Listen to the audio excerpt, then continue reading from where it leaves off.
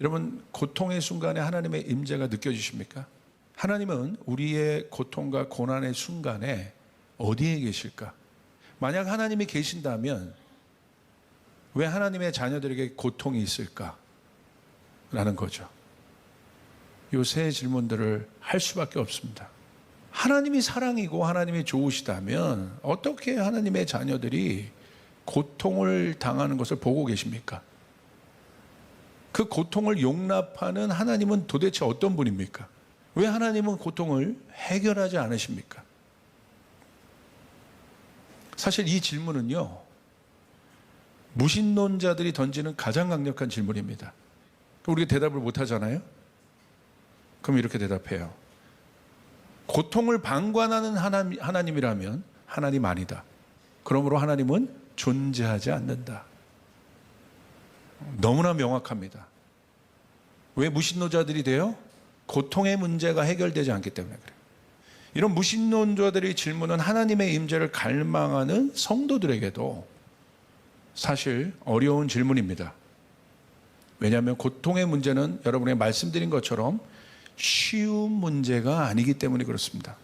그런데 우리는 달라요. 우리는 무신론자들이 아닙니다. 하나님은 살아 계십니다. 하나님은 존재하십니다. 왜 이게 다르냐면요, 무신론자이던 또 우리처럼 하나님을 믿는 사람이던 고통의 문제는 똑같아요.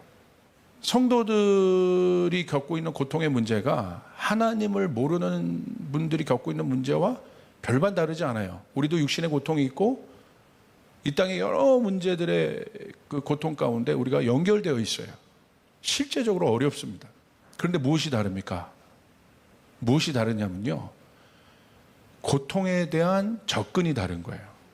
세상은 하나님이 없기 때문에 고통을 통해서 하나님께 접근하려고 그래요. 그래서 하나님을 발견하지 못합니다. 그런데 우리는 달라요. 위로부터 아래로 접근하는 거예요. 할렐루야. 이게 바로 히브리적 세계관이에요. 창조적 세계관이에요. 우리는 하나님이 계시다는 전제 아래 고통에 접근합니다. 하나님이 계시다는 것을 상정하고 고통을 다룬다는 것은 어떤 의미냐면요, 사람들은 고통 자체를 통해서 그 다음 단계를 접근하려고 하지만 우리는 이 고통이 하나님의 주권 아래 있다는 것을 아는 것이에요.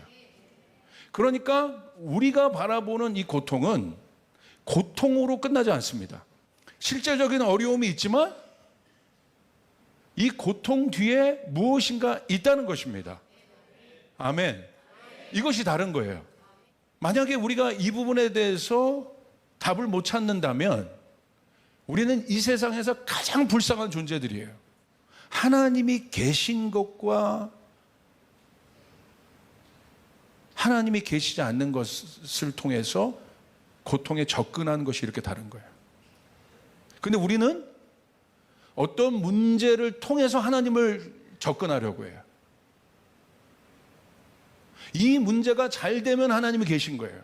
철저하게 땅의 세계관이에요. 그러니까 베드로가 옥에 갇힐 때 이해가 안 되는 거예요. 스데반이 돌 맞는 것이 이해가 안 되는 거예요. 왜? 철저하게 그런 헬라적 사고가 있는 거예요. 자, 팔복으로 한번 가봅시다.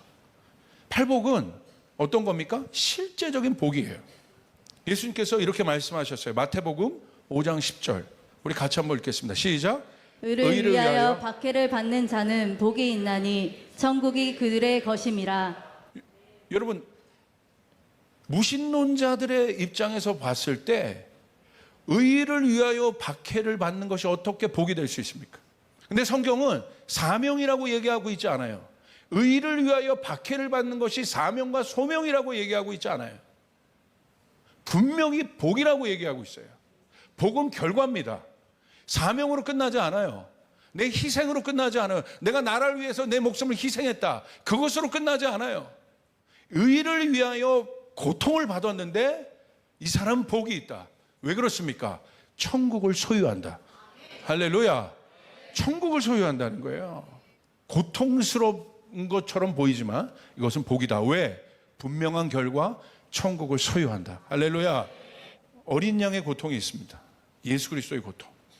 이사야서 53장 3절부터 5절 우리 같이 한번 읽겠습니다. 시작. 그는 멸시를 받아 사람들에게 버림받았으며 강고를 많이 겪었으며 질고를 아는 자라. 마치 사람들이 그에게서 얼굴을 가리는 것 같이 멸시를 당하였고 우리도 그를 귀히 여기지 아니하였도다. 그는 실로 우리의 질고를 지고 우리의 슬픔을 당하였거늘 우리는 생각하기를 그는 징벌을 받아 하나님께 맞으며 고난을 당한다 하였노라. 그가 찔림은 우리의 허물 때문이요 그가 상함은 우리의 죄악 때문이라. 그가 징계를 받음으로 우리는 평화를 누리고 그가 채찍에 맞음으로 우리는 나음을 받았도다. 근데 그는 어느 정도 고난을 받으셨어요? 3절. 멸시를 당했대요. 모멸감과 수치를 당했대요. 사람이 제일 힘든 게요, 정체성에 대한 공격입니다. 4절 5절을 보세요. 질고와 슬픔을 감당하셨어요. 그리고 그는 육체로도 고통을 당하셨어요. 찔리셨고 징계를 받으셨어요. 쉽게 말하면 무신론자적 입장에서 봤을 때 예수님의 이 삶은 철저하게 패배자입니다. 바닥의 인생입니다. 그런데 그분이 메시아라는 거예요. 하나님의 아들이라는 거예요. 어떻게 받아들일 수 있겠습니까? 그런데 하나님의 주권 아래서 이 고통을 본다면 이 고통을 통해서 고통으로 끝나는 것이 아니라 그의 찔림과 그분이 채찍에 맞음으로 우리는 평화를 누리게 되었고 우리는 나음을 입게 되었다는 거예요. 할렐루야. 그러므로 어린 양의 고통은 고통입니까? 축복입니까? 이제 우리 한번 정리해 봅시다. 실제적으로 하나님의 임재의 마지막 시간에 우리가 정말 붙잡아야 될 하나님의 임재는 어디에서 느껴야 되는가? 이 시대 속에서. 그게 진짜 하나님의 임재예요. 여러분 프린트에는 제가 드리지 않았지만 고린도후서 1장 5절부터 6절 한번 말씀 한번 보시길 바랍니다. 우리 한번 제가 한번 한번 같이 읽어볼까요? 시작. 그리스도의 고난이 우리에게 넘친 것 같이 우리가 받는 위로도 그리스도로 말미암아 넘치는도다. 여기 나와 있죠? 고난과 하나님이 계시다면 고난과 고통으로 끝나지 않는다는 겁니다. 고난이 우리에게 넘치지만 이것을 이길 그리스도의 위로 또한 넘친다는 거예요. 할렐루야. 고난이 없다면 위로도 없어요. 세상은 고난과 고통만 보지만 우리는 거기서 끝나지 않습니다. 이 모든 것이 everything is under God. 하나님의 주권 아래 있는 것이에요. 모든 것이 하나님 아래 있는 것이에요. 아멘. 그렇게 될 때 우리는 그리스도의 고난도 보지만 그리스도의 고난과 함께 모두 뭡니까? 하나님의 위로 또한 보게 되는 것이에요. 그의 고난이 넘친 만큼 하나님의 위로도 넘쳐나게 된다는 사실이에요. 할렐루야. 위로는 무엇입니까? 하나님 가까이 계시다는 거예요. 그게 위로예요. 6절 한번 보여주세요. 우리가 환난당하는 것도 너희가 위로와 구원을 받게 하라는 것이요 우리가 위로를 받는 것도 너희가 위로를 받게 하려는 것이니 이 위로가 너희 속에 역사하여 우리가 받는 것 같은 고난을 너희도 견디게 하느니라. 할렐루야. 이제 우리는 알 수 있어요. 어떻게 베드로가 감옥에서 견뎠는지. 하나님의 위로 또한 컸다는 겁니다. 아멘. 견디게 하신다는 거예요. 이길 수 있는 힘을 주신다는 거예요. 아멘. 우린 그 고통만 바라보면 안 돼요. 그 속에서 하나님은 살아계신다는 거예요. 하나님은 고통 중에 분명히 함께 하십니다. 믿으시길 바랍니다. 고통 가운데 계십니까? 속지 마세요. 하나님은 그 속에 함께 하십니다. 두 번째, 살아계신 하나님이 계시기 때문에 고통에는 반드시 고통으로 끝나는 것이 아니라 하나님의 뜻이 있음을 믿으시길 바랍니다. 세 번째, 고통은 처음과 과정은 어려워요. 힘들어요. 그래서 쉽게 말하면 안 됩니다. 그러나 그 끝은 항상 축복임을 믿으시길 바랍니다. 예상치 못한 엄청난 하나님의 은혜가 있음을 믿으시길 바랍니다. 그게 고통이에요. 마지막은 고통을 통해서 하나님을 만나면 드디어 우리는 이렇게 고백합니다. 하나님, 이해할 수 없지만 당신을 신뢰합니다. 이제 마지막입니다. 우리가 고통 속에 붙잡고 분별해야 될, 그러므로 하나님의 음성이 있어요. 성경에서 보면요, 마지막 때로 갈수록 성도의 고난과 교회의 고난은 가중치를 얻어요. 어렵죠. 힘들죠. 그런데 기억하십시오. 고난이 크고 고통이 큰 것으로 끝나는 것이 아니라 스데반에게 열려졌던 하늘만큼 더 큰 하늘이 열리게 될 것이라. 거기서 끝나지 않습니다. 첫 번째, 고통의 속성이 있어요. 고통은 겸손의 공간을 만들어요. 고통은 힘들어요. 어려워요. 자, 이것이 고통을 대하는 성도들의 정직한 자세예요. 아, 나는 괜찮아요. 이 정도면 돼요. 아, 충분히 나 이길 수 있어요.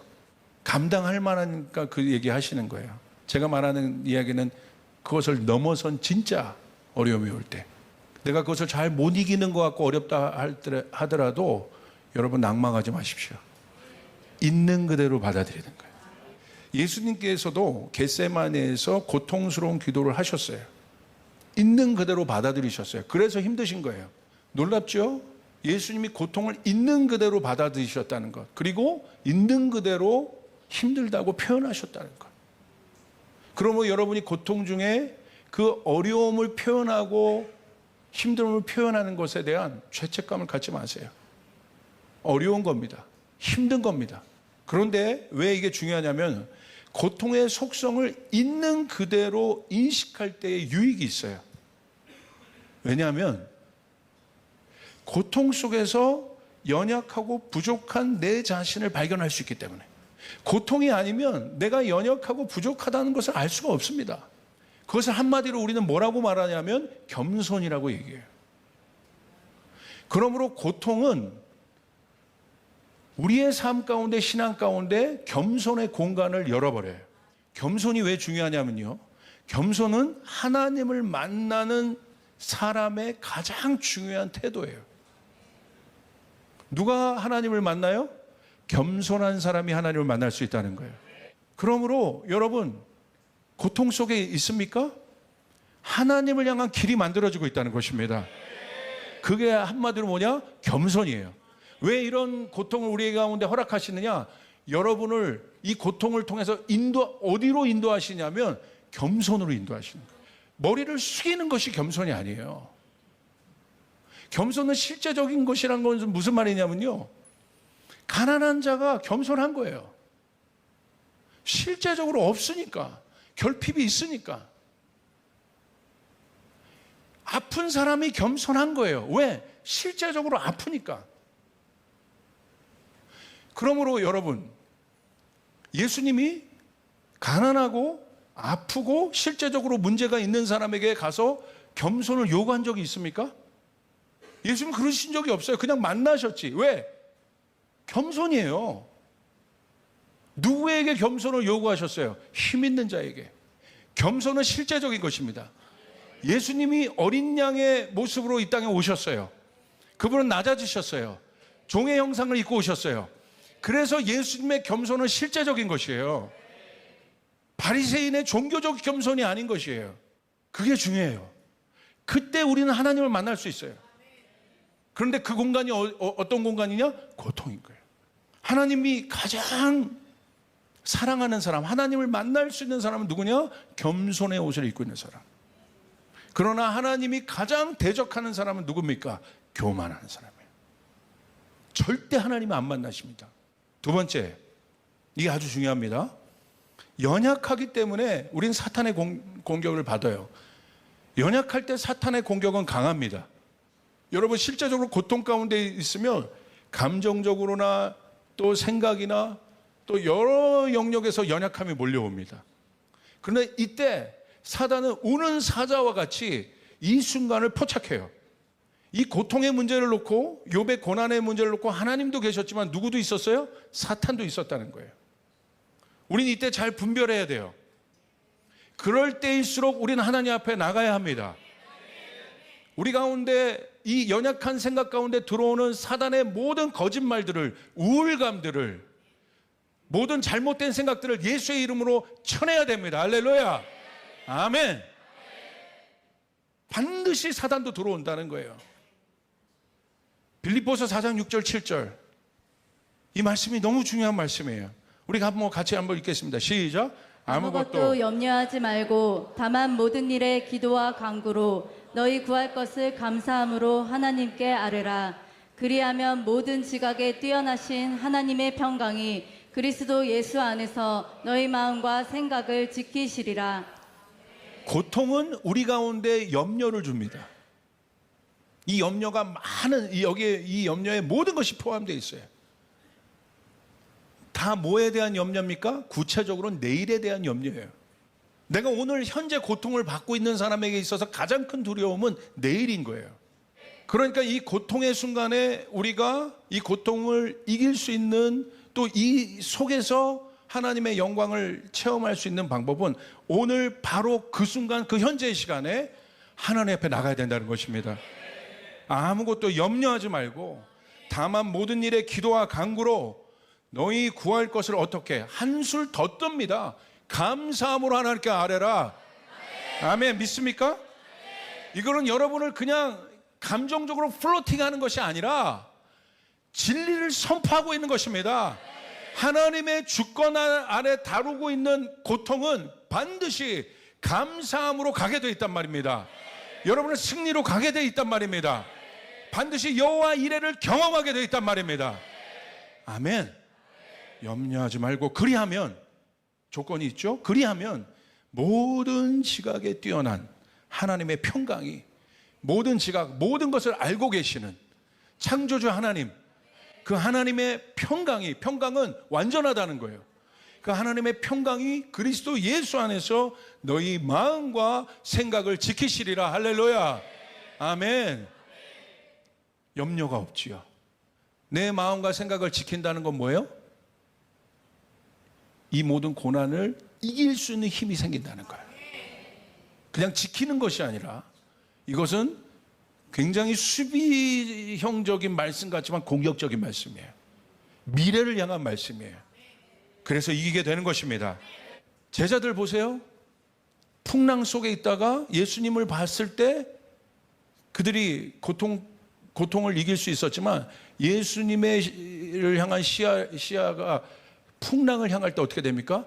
그대로 두려움 가운데 빠지게 된다 이거예요. 그러므로 여러분 기억하시길 바랍니다. 고난의 때에 감사함으로 주님 앞에 나가시길 바랍니다. 이것은 미래를 향한 기도예요. 반드시 그렇게 될 것입니다. 이제 마지막입니다. 탄식의 때. 제가 사실 오늘 말씀을 준비한 것은 이 탄식의 때 때문에 그런 거예요. 기도하는데 주님이 그러시는 거예요. 제 안에 탄식하고 있는 성도들이 있다. 탄식은 뭐냐면요, 고통 중에서도 가장 큰 고통이에요. 고통의 상중하가 있어요. 근데 이 고통은, 이 탄식은요, 고통 중에 밑바닥의 고통이에요. 탄식은 이런 거예요. 이게 탄식의 숨이에요. 숨. 고통으로 인한 깊고 긴 숨이 탄식이에요. 뭐가 많은 거예요, 여기 지금. 말도 안 나와. 이게 탄식의 숨이에요. 원래 성경에서 숨과 호흡은 생명을 얘기해요.